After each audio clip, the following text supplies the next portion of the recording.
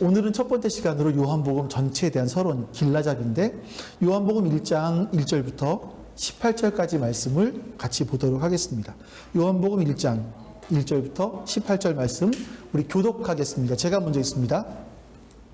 태초에 말씀이 계시니라. 이 말씀이 하나님과 함께 계셨으니 이 말씀은 곧 하나님이시니라.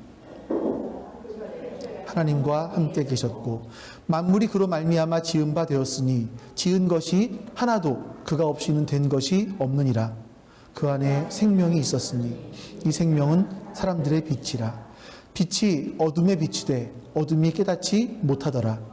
하나님께로부터 보내심을 받은 사람이 있으니 그의 이름은 요한이라.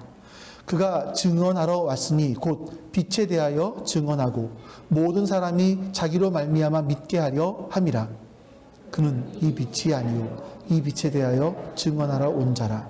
참 빛 곧 세상에 와서 각 사람에게 비추는 빛이 있었나니 그가 세상에 계셨으며 세상은 그로 말미암아 지은 바 되었으되 세상이 그를 알지 못하였고 자기 땅에 오매 자기 백성이 영접하지 아니하였으나 영접하는 자 곧 그 이름을 믿는 자들에게는 하나님의 자녀가 되는 권세를 주셨으니 이는 혈통으로나 육정으로나 사람의 뜻으로 나지 아니하고 오직 하나님께로부터 난 자들이니라. 말씀이 육신이 되어 내 거하심에 우리가 그의 영광을 보니 아버지의 독생자의 영광이요 은혜와 진리가 충만하더라. 요한이 그에 대하여 증언하여 외쳐 이르되 내가 전에 말하기를 내 뒤에 오시는 이가 나보다 앞선 것은 나보다 먼저 계심이라 한 것이 이 사람을 가리킴이라 하니라. 우리가 다 그의 충만한 데서 받으니 은혜 위에 은혜로라. 율법은 모세로 말미암아 주어진 것이요 은혜와 진리는 예수 그리스도로 말미암아 온 것이라. 본래 하나님을 본 사람이 없으되 아버지 품속에 있는 독생하신 하나님이 나타내셨느니라. 아멘. 우리가 요한복음을 읽어보고자 하는 이유는요. 요한복음은 가장 단순하지만 가장 깊은 책입니다. 또 어떤 학자들이 하는 얘기가 신앙을 처음 시작할 때 왜 갖는 의문점들이 있잖아요. 신앙에 대한 의문점들. 거기에 대한 답을 얻기 위해서는 요한복음을 읽으래요. 근데 그 요한복음을 읽다 보면 제일 마지막까지 읽고 싶은 책이 요한복음일 것이다 라고 얘기를 해요. 또 어떤 분들은요, 요한복음은 어린아이가 들어가서 놀 수 있는 얕은 물가와 같기도 하고 때로는 코끼리가 들어가서 헤엄을 칠 수 있을 만큼 깊은 물이기도 하다. 이렇게 아주 심플하지만 굉장히 심오한 내용이 요한복음에는 들어있다라고 말하죠. 그래서 저는 설교를 7주에 걸쳐서 할 겁니다. 여러분들은 일주일에 5회씩 6주를 읽으실 거고 마지막 하루, 그러니까 부활주일이 지난 그 다음 날 하루만 더 하시면 됩니다. 본문을 보시면 이제 성경이 기록되어 있어요. 성경은 세 번역으로 기록되어 있습니다. 좀 읽기 쉬우시도록 세 번역으로 기록되어 있고요. 그래서 여러분과 설교 말씀을 전하면서 우리가 볼 성경도 세 번역으로 되어 있습니다. 제가 세 번역으로 해 놓았고요. 그 안에 보면 간단한 본문에 대한 해설, 질문이 있습니다. 질문은 질문에 대한 답을 쓰시는 거예요. 제가 얼마 전에 신문 기사를 봤는데 굉장히 충격적인 기사를 하나 봤습니다. 그게 뭐냐면 우리나라 사람들의 문맹률, 글을 못 읽는 게 1%래요. 그러니까 우리나라 사람들은 99%가 글을 읽는데요. 근데 문해율, 책을 읽거나 또 사람의 말을 들으면서 그 말을 이해하지 못하는 것은 75%래요. 깜짝 놀랐어요. 사람들이 책을 읽는데 그 책의 내용을 이해하지 못하는 게 75%래. 우리나라 교육의 문제였구나. 저는 개인적으로 거기에 대한 신문기사에 거기에 대한 답은 기록되어 있지 않습니다만 우리나라 교육, 암기식 교육의 문제였구나 하는 생각들이 들었어요. 또 요즘 시대가 어떻습니까? 책을 읽기보다는 영상이잖아요. 영상으로 하다 보니까 더 글을 읽고 이해하는 능력이 떨어지는 것 같다는 생각이 들어요. 75% 충격적이었습니다. 여러분은 그 안에 안 드실 수 있기를. 그래서 간단한 해설이 있고 질문이 있습니다. 그걸 여러분들이 질문을 보시면서 요한복음을 찾아서 기록해 보시는 겁니다. 그러면 거기에 예수님은 누구신가? 무엇을 말씀하고 계시는가? 아실 수 있을 겁니다. 자, 이런 책의 도움을 받아서 여러분들이 요한복음을 한 번쯤 아주 깊이 읽어보신다는 건 굉장히 큰 의미가 있다라는 생각이 들어요. 그래서 오늘 본문의 내용은 요한복음의 서론과 같은 부분이고요. 이 본문을 잘 보시면 요한복음의 이야기가 어디로 전개되어 갈 것이고 또 어떤 관점에서 요한복음을 보셔야 될 것인지를 좀 짐작하실 수 있을 것 같습니다. 사실 요한복음 학자들이 하는 말을 들어보면 요한복음 1장만 해도요, 한 달 이상 공부를 해야 될 내용이라고 얘기를 해요. 그만큼 깊이가 있대요. 그도 그럴 것이 태초에 말씀이 계시니라. 태초가 창세기에 나온 태초인가? 그거가 아니거든요. 창세기에 나온 태초가 아니거든요. 창세기에 나온 태초는 시작이 있는 태초고 요한복음에 나온 태초는 시작이 없는 태초예요. 그럼 시작이 있는 태초는 뭐고 시작이 없는 태초는 뭐지? 이것부터 시작을 해서 태초에 말씀이 있었대요. 근데 말씀은 뭐지? 말씀이 로고스라고 기록되어 있는데 이 로고스는 뭘까? 헬라 철학자들이 쓰던 로고스에 대한 용법들부터 시작을 해서 끝도 없어요. 정말 할 이야기들이 너무너무 많은 게 요한복음인데, 근데 이걸 아주 압축하고 단순하게 보면 요한복음 1장에는요, 사람들이 갖고 있는 궁금증 3가지에 대한 것부터 먼저 답을 해줘요. 사람들이 갖고 있는 궁금증 3가지. 그게 뭔지를 말씀드려 볼게요. 첫 번째, 세상이 처음부터 어떻게 존재하게 되었을까? 사람들은 그런 궁금증이 있지 않으실까요? 우주를 보면서, 별을 보면서 세상이 어떻게 시작되었을까? 어떻게 존재하게 되었지? 사람은 어떻게 존재하게 되었을까? 이런 생각들을 하지 않으시나요? 네. 여기에 대한 간략한 답을 요한복음 1장에는 기록하고 있고요. 두 번째, 그럼 세상이 이렇게 처음 존재하게 되었다라고 그렇게 만들었다라는 걸 어떻게 알 수 있지? 이걸 다른 말로 좀 바꿔볼게요. 어떻게 진리를 알 수 있지, 우리가 어떻게 진리를 알 수 있을까라는 것이고, 세 번째는 그 진리가 예수님과 무슨 관계가 있을까? 요한복음에는 이 3가지에 대한 답을, 인간 질문에 대한 답을 기록하고 있습니다. 다시 요약해보면 세상이 어떻게 존재하게 되었는지, 세상에 관한 진리를 우리가 어떻게 알 수 있는지, 또 그 진리가 예수님과 무슨 관계인지, 이거예요. 이 3가지를 살펴볼 겁니다. 자, 첫 번째, 그러면 하나씩 봅니다. 첫 번째, 모든 것의 근원이 뭔가에 대한 부분들을 살펴봐야 될 거예요. 이 부분은 여러분, 혹시 하시다가 여러분 가운데 우리 교회 유튜브에 평일날 들어오시는 분들이 계시는지 모르겠어요. 1월 2일자예요. 예. 1월 2일자, 올해 2022년 1월 2일자 설교를 들어보시면 이 유물론에 대해서, 유신론에 대해서, 물질주의에 대해서 좀 잘 나와 했어요.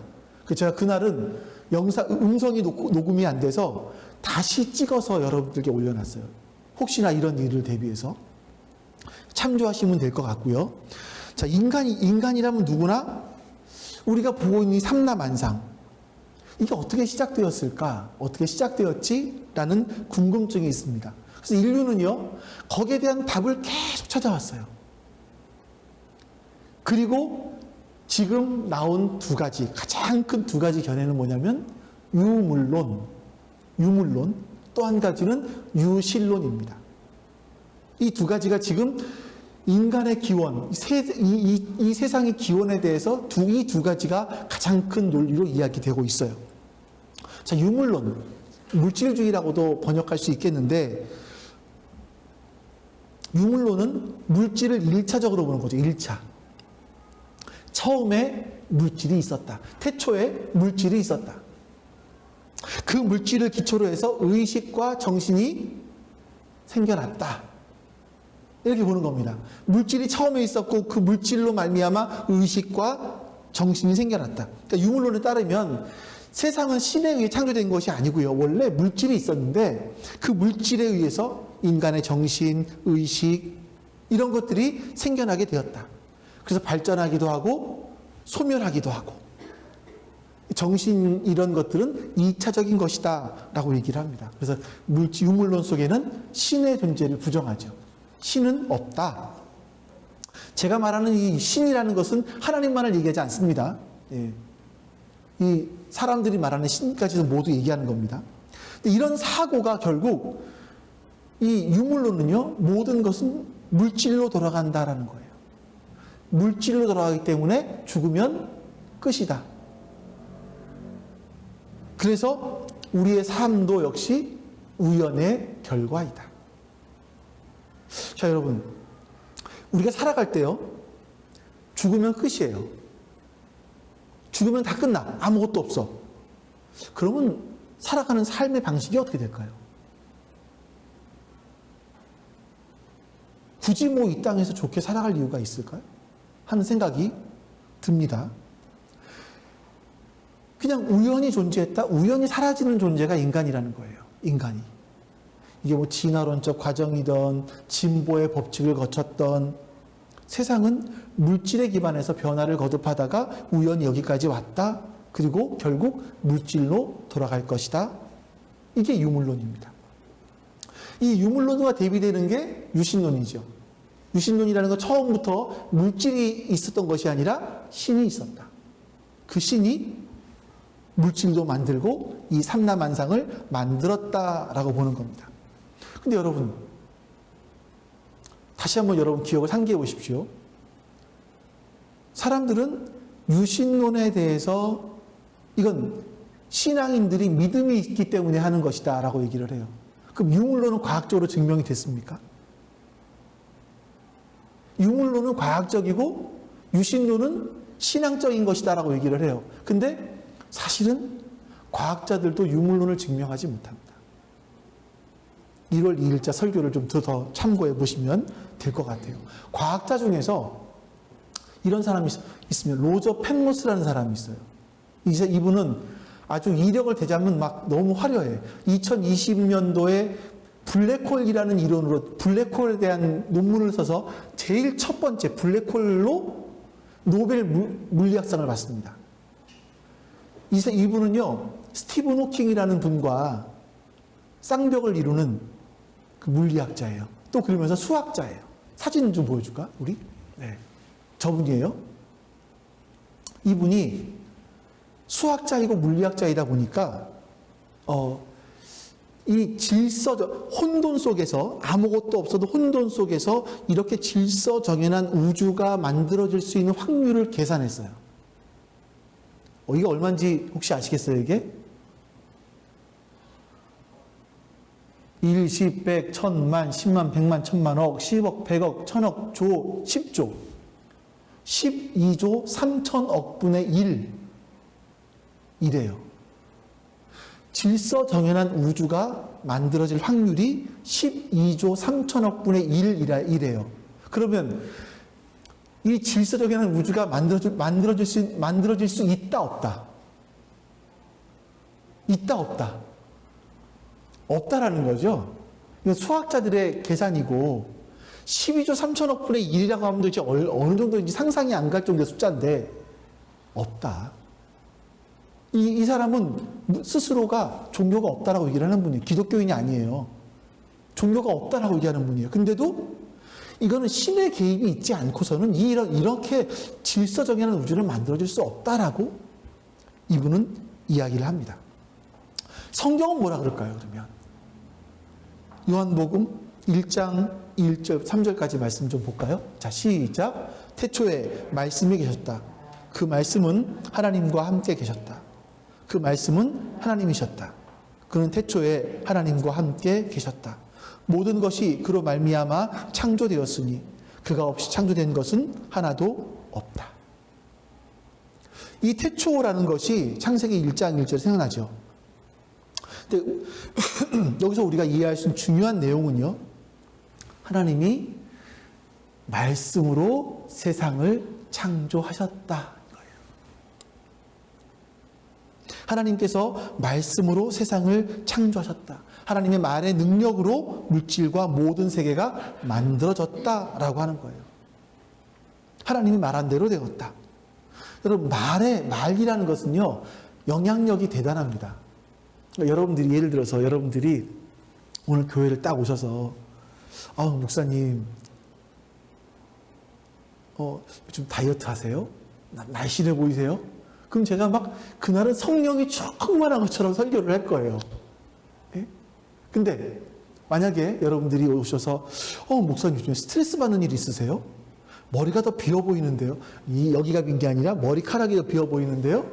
이러면 저는 그날 막 더 스트레스를 받아서 그렇게 설교를 하겠죠. 말이라는 건요, 사람의 감정을 좋게 하기도 하고 나쁘게 하기도 해요. 근데 감정만 건드리는 게 아니에요. 예를 들어 직장의 상사가 당신 오늘 해고야 이러면 기분이 나쁜 문제가 아니라 나의 생계가 걸리죠. 법정에서 판사가 당신은 유죄입니다 라고 하면 그거는 기분이 나쁜 문제가 아니라 그때부터는 감옥에 들어가 살아야 되는 일이 생기는 거죠. 우리가 하는 말에도 굉장한 파워가 있습니다. 근데 하나님의 말씀은 어떨까요? 하나님께서는 하시는 말씀이 이겁니다. 성경에 계속 기록하고 있는 것이 뭐냐면 하나님께서 이 천지만물을 말씀으로 창조하셨고 또 지금도 그 말씀으로 이 천지만물을 움직여가고 계신다라고 말씀하고 있는 거예요. 3절과 4절 말씀 읽어볼까요? 다음 페이지에. 자, 시작. 모든 것이 그로 말미암아 창조되었으니 그가 없이 창조된 것은 하나도 없다. 그에게서 생명을 얻었으니 빛이라. 아멘. 자, 이 말씀은 하나님이 세상을 창조해놓고 멀찍이 서서 그냥 지켜만 보시면서 알아서 움직여가라 이렇게 말씀하신 것이 아니라는 겁니다. 하나님은 지금도 피조세계 전체에 생명을 공급하세요. 여러분, 은혜라는 말이 뭐냐면요. 은혜라는 말이 하나님께서 우리에게 살아갈 수 있는 생명력을 공급해 주시는 걸 은혜라고 얘기를 해요. 그게 은혜거든요. 하나님께서 지금도 피조세계에 우리가 살아갈 수 있는 생명을 공급해 주고 계세요. 하나님은 그냥 손 놓고 주무시는 것이 아니라 우리의 삶을 보시면서 너는 네가 알아서 살아. 뭐 할 수 없지. 뭐 네가 아픈 거 어떡하겠어? 네가 힘든 거 어떡하겠어? 하고 뒷짐지고 계시는 분이 아니라 하나님은 지금도 우리의 삶 가운데 간섭하시고 일하시고 말씀하신다라는 거죠. 이 세계를 지금도 지탱하고 계신다라는 것이 성경의 주장입니다. 지금까지 보았던 4절까지의 말씀은 유신론적 세계관에 대해서 우리에게 말씀하고 있어요. 근데 여러분 꼭 기억하셔야 될 게 있습니다. 여러분들이 유신론을 믿을지 유물론을 믿을지 이건 여러분들이 선택을 하셔야 돼요. 결정을 하셔야 돼요. 우리가 성인이 되기 전까지는 학교 교육을 받던 아니면 집에서 부모님들의 가르침이 있던 이런 것들을 통해서 내가 결정하는 것이 아니라 그냥 결정된 것을 공부해서 배워서 그걸 알고 왔어요. 하지만 이제는 여러분 성인이 된 이후에는요 우리가 과연 유물론이 맞을까? 유신론이 맞을까? 증명은 서로 할 수 없어요. 예. 다 책을 한번 읽어보시던 뭘 하시던 간에 스스로가 결정을 하셔야 됩니다. 그러니까 여러분 유신론이나 유물론이나 이거는 신념체계예요. 신념체계. 자기의 세계관이에요. 근데 무엇을 믿느냐에 따라서 삶의 방향은 달라집니다. 분명히 달라지죠. 죽으면 이 땅은 끝이야. 이런 사람과 죽은 이후에 우리가 갈 나라가 있어. 이런 사람과 과연 똑같은 가치관을 가지고 똑같은 삶을 살아갈까요? 아니요. 전혀 다른 삶을 살아가게 됩니다. 여러분들 기억하십시오. 나는 어떻게 존재하게 되었을까? 나는 어떤 존재인가? 여기에 대한 사람들은 물음을 계속 해왔어요. 그래서 문학, 문화, 뭐 학문, 과학 이런 모든 것들이 진보해 왔죠. 발전해 왔습니다.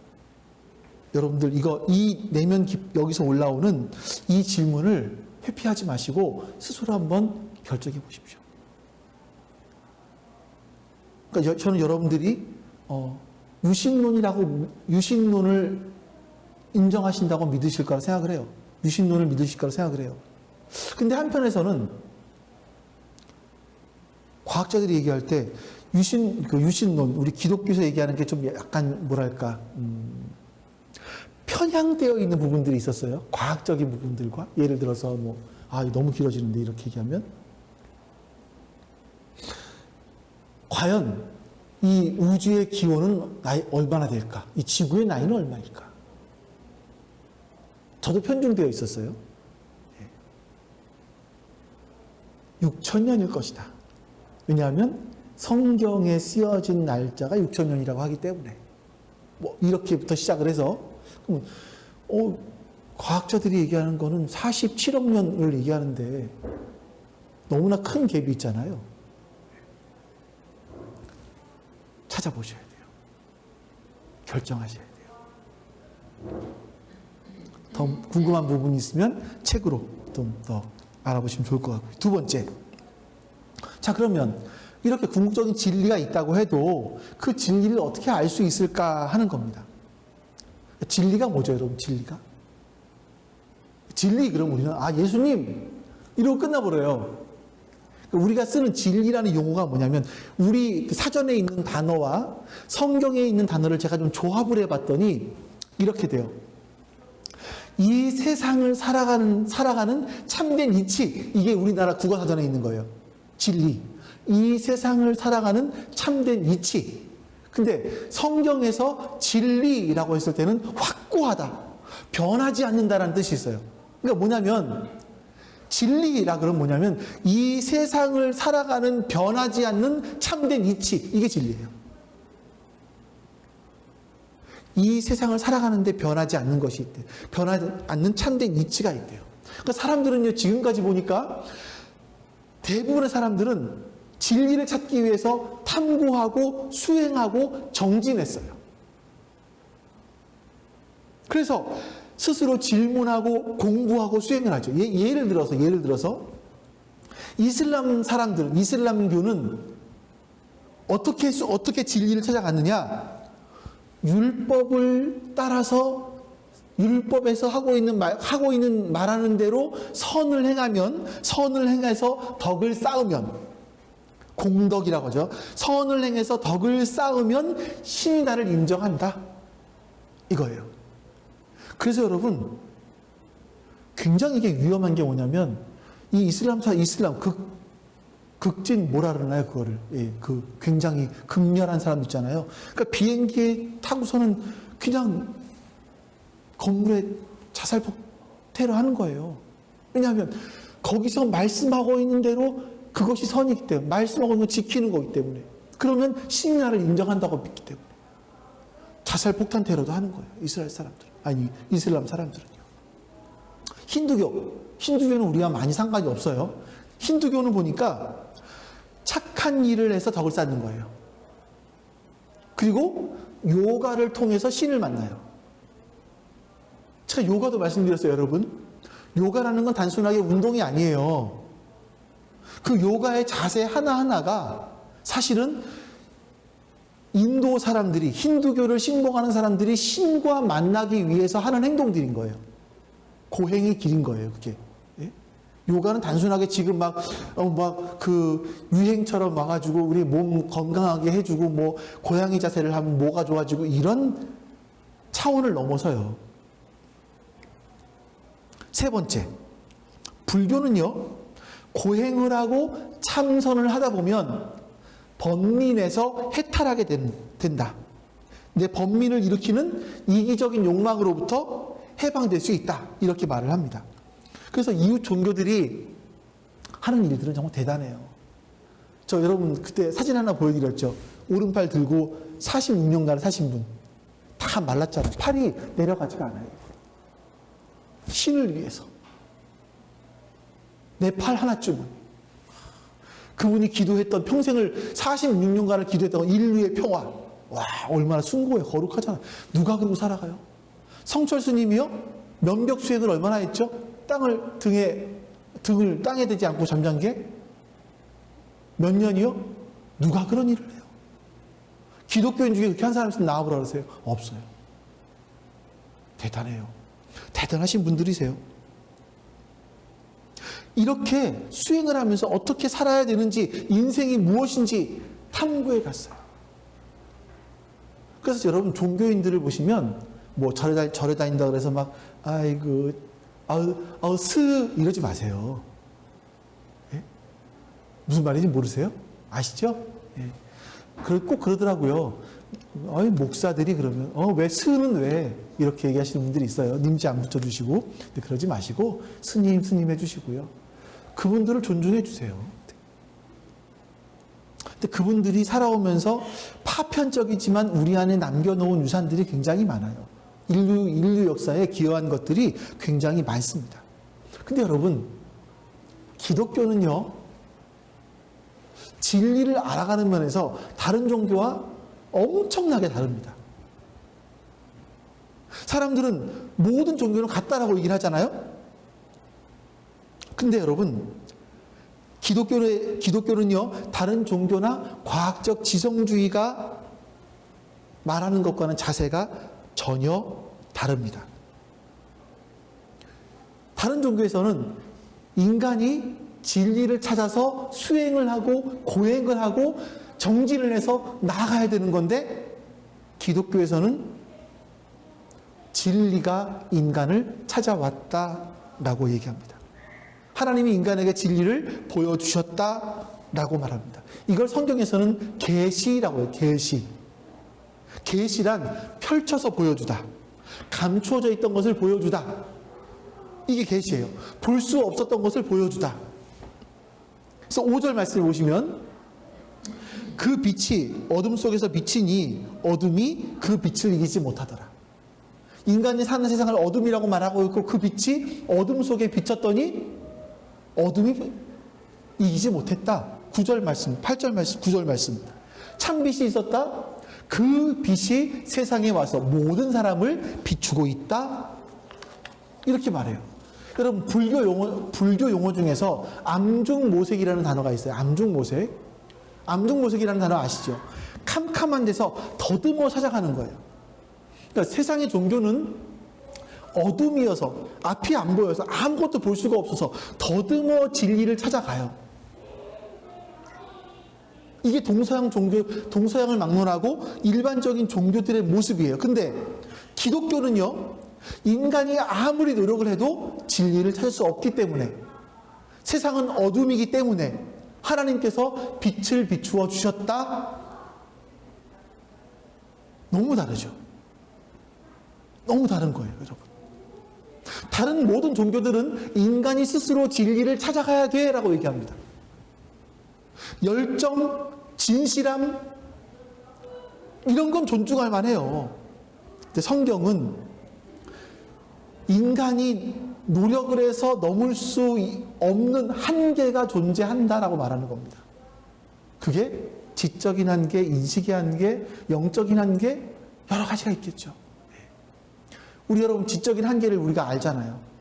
우리가 아무리 머리가 좋다고 뛰어나다 할지라도 달을 알 수 있습니까? 화성에 우주선을 보냈지만 화성을 알 수 있습니까? 몰라요. 아니, 우주에 안 나가도 이 지구상에 있는 하나님께서 욥에게 하신 말씀처럼 너 악어에 대해서 아니? 우리는 나도 몰라요. 나도 모르는데. 지식의 한계, 인식의 한계, 영적인 한계, 우리 가운데 그런 것들이 있지 않습니까? 때로는 도덕적으로 여러분들이 보세요. 도덕적으로 이건 옳은 일이야 라고 하면 그걸 반드시 하실 수 있나요? 안 돼요. 우리 의지의 한계이죠. 그래서 때로는 우리가 살아가면서 도대체 뭐지? 어떻게 해야지? 어떻게 해야지라고 하는 어둠 가운데 있는 것처럼 느낄 때가 많이 있고요. 어디로 가야 될지도 모르는 경우들이 많이 있습니다. 하나님께서는 그런 인간들에게 빛을 비추었다, 지금도 비추고 계신다라고 말씀하세요. 10절과 11절 말씀 보겠습니다. 자, 시작. 그는 세상에 계셨다. 말미암아 생겨났는데 또 세상은 그를 알아보지 못하였다. 그가 자기 땅에 오셨으나 그의 백성은 그를 맞아들이지 않았다. 아멘. 여기 자기 땅이라는 족계는 이스라엘 유대인들을 얘기할 수 있겠지만 큰 의미로 보면 하나님께서 세상을 창조하셨기 때문에 그 창조된 세상 속에 있는 모든 사람들을 말하는 거죠. 그 사람들에게 빛을 비추셨어요. 근데 사람들이 받아들이지를 않았다라고 말합니다. 여러분 요한복음 이제 앞으로 읽어가시다 보면 두 가지로 보시면 돼요. 한 가지는 빛을 받아들이는 사람들이 나오고요. 또 한 사람들은 빛을 거절한 사람들이 나와요. 거긴 다 이유가 있어요.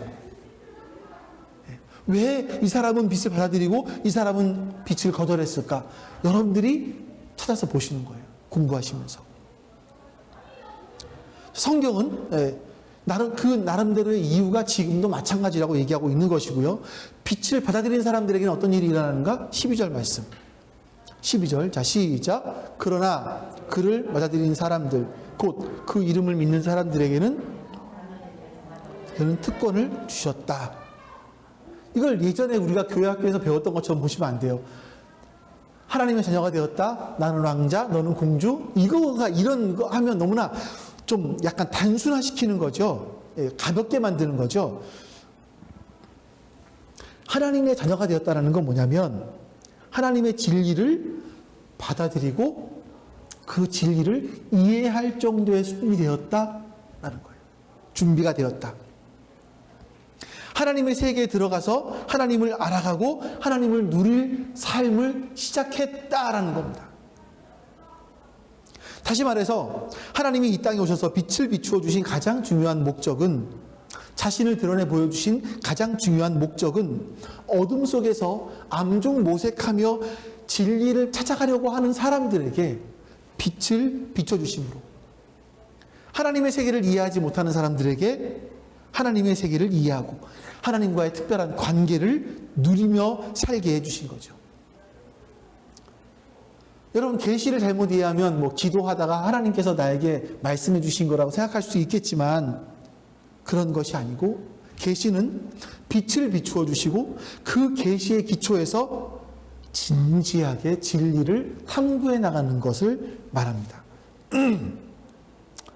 성경에서 말하고 있는 진리에 대한 진리를 찾아가는 방식이에요. 다시요, 정리해 볼게요. 세상은 어둠입니다. 성경에서 말하는 건. 그래서 사람들은 암중모색해요. 스스로 진리를 찾기 위해서 더듬더듬합니다만, 그 탐구하고 정진하고 수행합니다만, 성경은 인간의 한계가 있다. 그래서 하나님이 진리를 이 땅에 보여주셨다라고 말합니다. 여러분들은 이번 한 달 동안, 아니 한 달이 좀 넘죠. 이 기간 동안에 여러분들은 진리를 찾아가는 시간들을 갖는 겁니다. 굉장히 중요한 시간인 거죠. 세 번째, 그러면 이 진리, 궁극적인 진리, 이 세상을 살아가는 변하지 않는 진리와 예수님과 무슨 관계가 있을까라는 거예요. 무슨 관계가 있을까? 자, 4대 성인이 누구죠? 4대 성인입니까? 5대 성인입니까? 어떤 분들은 5대 성인을 얘기를 해요. 자, 하나씩 얘기해 보실까요? 제가 얘기할까요? 누가 있지? 첫 번째, 소크라테스, 석가모니, 예수, 공자, 성진. 5대 성인을 이렇게 5대 성인에 자기 이름을 집어넣은 사람도 있을지 모르겠어요. 근데 4대 성인이라고 하죠. 이 4대 성인은 진리를 찾기 위해 굉장히 애를 썼던 사람들이에요. 탐구하고 정진했던 사람들입니다. 소크라테스는요, 진리를 어떻게 찾아갔냐면 여러분, 소크라테스 하면 가장 유명한 게 뭡니까?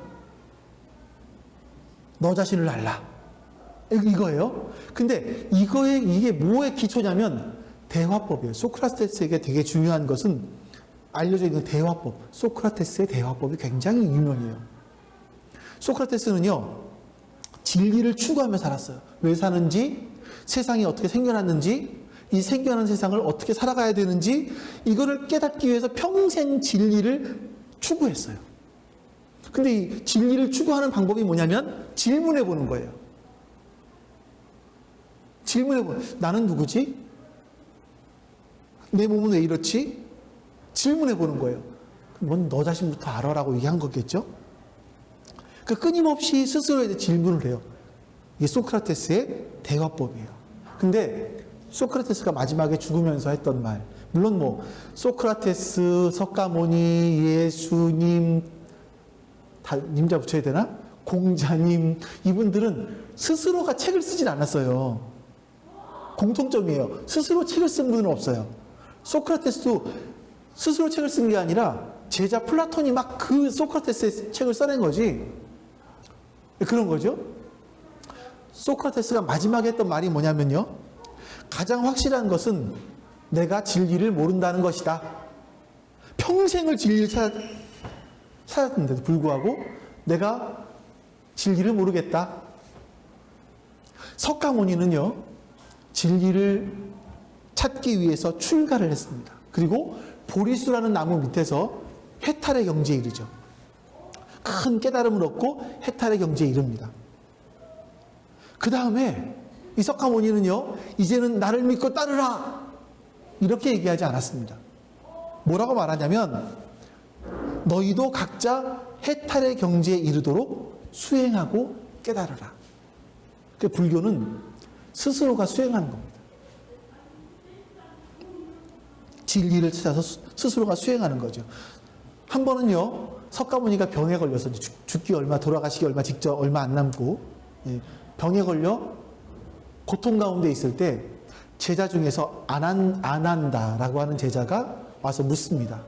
선생님, 이제 선생님이 돌아가시면 우리는 누구를 의지하며 살아가야 됩니까? 라고 물었어요. 그러니까 이 석가모니가 뭐라 그러냐면, 유명한 말이래요. 불교에서는 너희는 저마다 자기 자신을 등불로 삼고 자신을 의지해라. 너희 자신을 등불로 삼고 자신을 의지해라. 또 진리를 등불로 삼고 진리를 의지해라. 이렇게 말했어요. 다시 말하면 나 의지하지 마. 나를 통해서 뭔가 얻으려고 하지 마. 너희 스스로가 너희 안에 있는 진리를 깨달아야 돼. 라고 말하는 거예요. 또 어찌 보면 공자는 가장 인간적인지 모르겠습니다. 혹시 좀 이렇게 공부를 해보신 분들 논어에 보면 미지생 언지사라는 말이 있대요. 미지생 언지사. 삶도 모르는데 죽은 후를 어떻게 알랴, 이거예요. 공자는 하는 말이, 내가 살아가는 것도 잘 모르겠는데 죽은 후의 거를 어떻게 알아. 그래서 공자가 인, 의, 예, 지, 충 이런 거 얘기했잖아요. 막. 예. 되게 똑똑한 것 같죠? 사실 똑똑하지 않은데. 예. 그래서 공자는요, 인간이 이 땅을 살아가면서 마땅히 추구해야 될 것들을 이야기하며 살았어요. 이분들의 이야기를 들으면요, 마음이 막 겸허해지면, 사실 그래요. 아, 그래. 진리는 추구해도 알 수 없는 거야.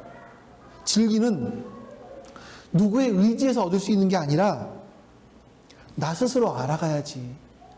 아유, 맞아. 내가 죽은 후도 살아가는 것도 알 수 없는데 죽은 후를 어떻게 알 수 있겠어. 이 땅을 살면서 최선을 다해 지혜롭게 살아야지.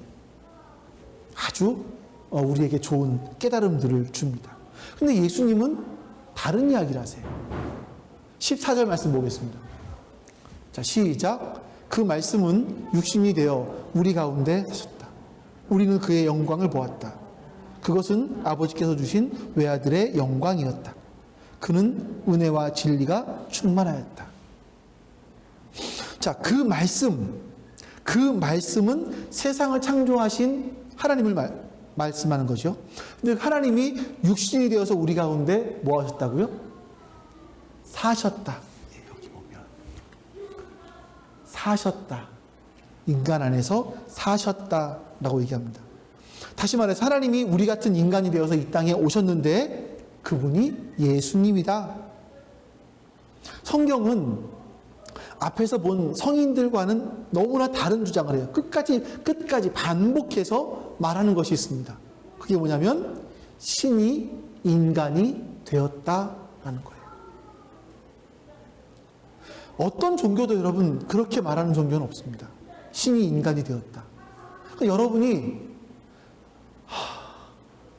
이걸 여러분이 선택을 잘하셨다고 말할 수도 없고 하나님께서 여러분들을 선택해 주신 은혜의 결과인데 무슨 은혜인지를 모르겠어요. 왜 우리는 하나님을 알게 돼서 하나님을 믿고자 했을까? 세상에 많은 종교들이 있는데 어쩌다 우리 하나님을 믿게 됐을까? 굉장히 참 놀라운 일이죠. 성경은 계속해서 예수라는 분을 통해서 하나님의 영광을 보았는데 예수 안에 은혜와 진리가 있다. 자, 여러분 예수님 안에 은혜와 진리가 있다라고 말해요. 은혜가 뭐라고요? 은혜는 모든 인간과 피조물이 살아남을 수 있도록 하나님이 주시는 선물이에요. 은혜, 그러면 내가 살아갈 수 있도록 주시는 은혜, 선물. 내가 살아갈 수 있게 해주는 모든 것들이 하나님의 은혜예요. 진리는 세상이 어떻게 돌아가고 있고 하나님이 어떤 분이시고 우리가 어떻게 살아가야 되는지, 이게 진리예요. 근데 보세요.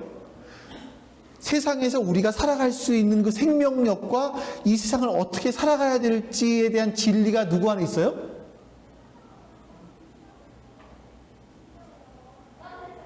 그는 누구예요? 예수님, 말씀이신 예수님은 은혜와 진리가 충만했다. 예수님 안에 은혜와 진리가 가득했다. 이 땅을 살아갈 수 있는 생명력과 이 땅에서 우리가 이 땅을 살아가면서 변하지 않는 참된 이치가 누구에게 있다고요? 예수님께 있다고요. 예수님께 있다고요.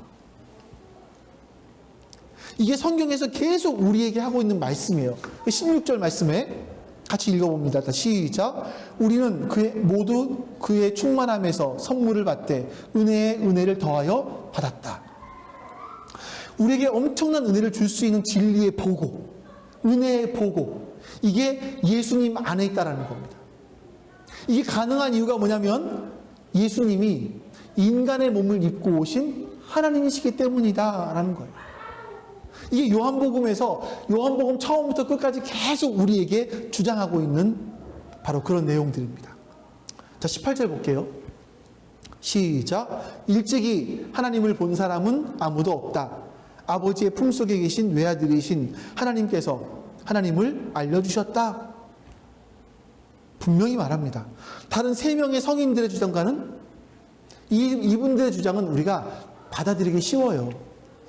진리를 알 수 있을 때까지 스스로 추구하는 거야. 손에 잡히지 않는 것보다 손에 잡히는 실질적인 것들에 대해서 현실적으로 지혜롭게 살아야 돼. 마음에 와 닿지 않습니까? 근데 예수님의 주장은 인간들이 말하는 것과 너무나 달라요. 참 쉽게 받아들이기가 어렵습니다. 요한복음 전체를 보면 예수님은 스스로 자기가 하나님과 동등하다라고 얘기합니다. 어떤 사람이 예수님께 하나님을 좀 보여주십시오 라고 이야기하니까 나를 본 사람은 누구를 봤어요? 하나님을 본 거야. 이렇게 말합니다. 또 거기다가 예수님께서는 내가 곧 진리다 라고 이야기하세요. 내가 진리를 보여줄게, 내가 진리를 너희를 인도할게, 이게 아니라 내가 곧 진리다. 너무 이상하지 않습니까, 여러분? 이게 무슨 말일까? 예수라는 분이 뭐라고 자기를 이렇게 말할까? 여러분들이 요한복음을 읽으면서 이런 궁금증들이 있으셔야 되고 성경에서 이런 궁금증들을 해결해 보셔야 됩니다. 자, 이제 마치는 시간입니다. 여러분이 앞으로 31일 동안 요한복음 읽으실 거예요. 31일간이에요. 읽으실 거예요. 예수님께서 스스로 진리라고 하신 말씀의 그 깊은 뜻을 한번 잘 생각해 보셔야만 합니다. 누군가 무엇을 증언했다면 그 증언이 진짜인가 아닌가를, 조작되었나 아닌가를 점검해 보셔야 되죠. 판단해 보셔야 됩니다. 여러분 이렇게 하세요. 저는 이제 우리가 영상 세대이다 보니 영상을 좀 찾다 보니까 이럴 수 있어요. 누구의 설교를 들어서, 또 어떤 강의를 들어서, 좋은 일이에요. 예, 좋습니다. 근데 누구의 이야기가 아니라, 다른 누구의 이야기가 아니라 스스로 한번 요한복음을 읽어보시면서 찾아보시기 바랍니다. 스스로 한번 찾아보시기 바랍니다. 여러분들 우리가 그래도 신자라고 하는 사람들이잖아요. 신자들에게 당신이 믿는 신은 누굽니까? 라고 물어보면 여러분은 뭐라고 답을 하시겠어요? 하나님 믿습니까? 믿죠. 하나님은 어떤 분이세요? 하나님이죠. 이걸로 끝이라면 우리가 너무 빈약하지 않겠습니까? 내가 하나님이 어떤 분인지를 정확하게 모르는데 그 하나님을 바로 믿을 수 있겠습니까?